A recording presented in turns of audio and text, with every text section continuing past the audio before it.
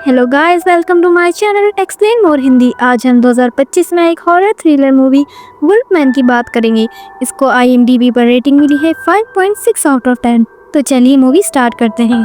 Movie की शुरुआत होती है एक आर्टिकल से जिसमें हमें बताया जाता है 1995 में सेंट्रल ओरेगन के रिमोट माउंटेन से एक हाइकर गायब हो गया। उसे बहुत ढूंढा गया लेकिन वो मिल नहीं पाया। तो वहाँ के आइसोलेटेड लोकल कम्युनिटी के कुछ लोगों ने अंदाजा लगाया कि वो एक एनिमल बोर्न वायरस से कंटामिनेट हो गया होगा, जिसे वो लोग हिल फीवर कहते हैं, लेकिन वहाँ के लोकल लोग इसे फेस ऑफ द वुल्फ कहते हैं। खैर, अब हमारी कहानी शुरू होती है ब्लेक से, जो अपने थोड़े से स्ट्रिक्ट फादर ग्रेडी के साथ उनके लोकल कॉटेज में ही रह रहा होता है। वो सुबह सुबह अपने फादर के साथ थोड़ी दूर माउंटेन वैली के पास हाइकिंग के लिए जाता है। उसके पिता, जो कि वहीं के रहने वाले हैं, उसे वाइल्ड लाइफ के बारे में बताने लगते हैं। तभी उन्हें एक हिरन दिखाई देता है जिस पर वो अपनी गन से टारगेट करते हैं, लेकिन वो हिरन वहाँ से भाग जाता है।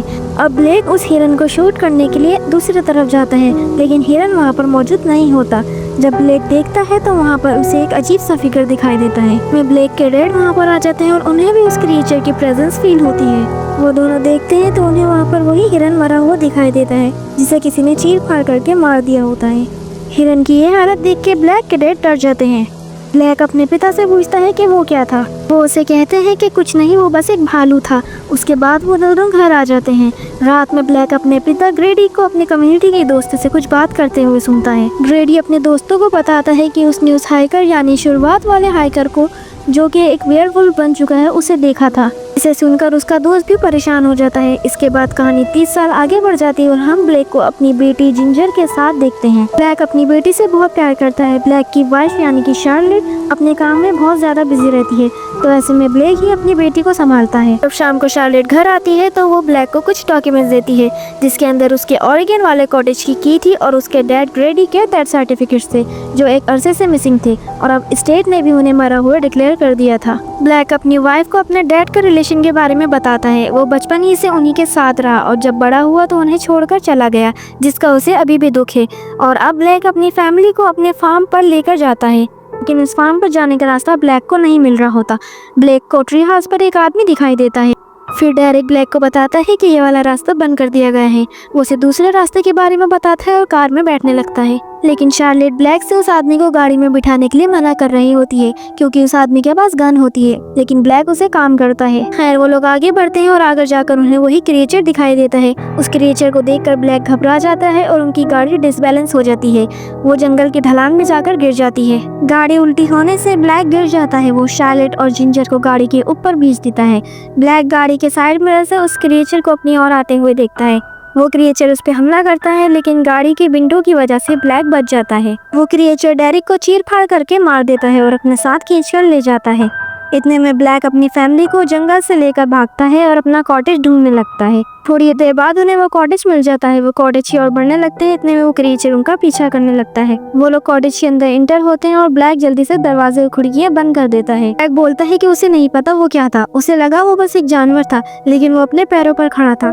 शार्लेट को सुलाने के बाद वो बेसमेंट में जाता है और जनरेटर को ऑन करता है, जिससे लाइट आ जाती है। ब्लैक अपने डैड के रेडियो से एक हेल्प मैसेज भेजने की कोशिश करता है। ब्लैक को अचानक से बहुत ज्यादा भूख लगने लगती है। वो आसपास देखता है तो उसे कुछ खाने के लिए मिलता है। वो जैसे ही खाने लगता है, लेकिन उससे इसका एक दांत टूट जाता है। शार्लेट फर्स्ट एड किट देती है। वो ब्लैक से कहती है कि ये चोट कैसे लगी, तो ब्लैक उसे कहता है कि शायद गाड़ी का कांच टूट के लग गया होगा। तो शार्लेट उसे कहती है कि गाड़ी के कांच के जख्म जैसा बिल्कुल भी नहीं लग रहा, ऐसा लगा जैसे उसमें एक अलग सी स्ट्रेंथ आ गई हो। वो किचन में पानी पीने जाता है, लेकिन उसे दूसरे कमरे से किसी के चलने की आवाज आ रही होती है। जब वो वहाँ जाके देखता है और क्लोजेट खोलता है तो वहाँ बस एक स्पाइडर थी। ब्लैक की सुनने की स्ट्रेंथ भी बढ़ जाती है। उसे बाहर से आवाज आ रही होती है। ये देखने के लिए वो दरवाजे की तरफ जाता है। इतने में डोर हॉल से वो क्रिएचर उस पर हमला कर देता है। शार्लेट हथौड़े से उस क्रिएचर के हाथ पर मारती है और वो क्रिएचर ब्लैक को छोड़ देता है। ब्लैक की हालत बहुत ज्यादा खराब होने लगती है और वो बेहोश हो जाता है। होश में आने के बाद वो शार्लेट को रेडियो से हेल्प मांगते हुए देखता है। शार्लेट से बात करने की कोशिश कर रहा होता है, लेकिन उसकी आवाज नहीं निकल रही होती। शार्लेट उसका चेहरा देखकर डर जाती है क्योंकि उसका चेहरा पूरी तरीके से बदल रहा होता है। वो शार्लेट को एक पेपर पर लिखकर बताता है कि वो मरने लगा है। शार्लेट उससे कुछ कहती है, लेकिन वो अपने सुनने की शक्ति भी खोने लगता है।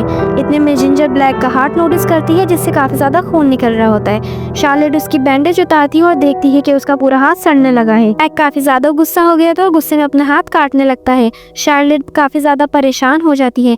इतने में वो ग्रेडी की कार देखती है और सबको कार से लेकर जाने लगती है। नेचर जिंजर पर हमला करता है, लेकिन ब्लैक उन दोनों को बचाने के लिए उन दोनों को कॉटेज में भेज देता है। बाहर से उन दोनों के लड़ने की आवाज़ें आ रही होती हैं। कुछ देर बाद ब्लैक घर आता है और वो थोड़ा और बदल गया था।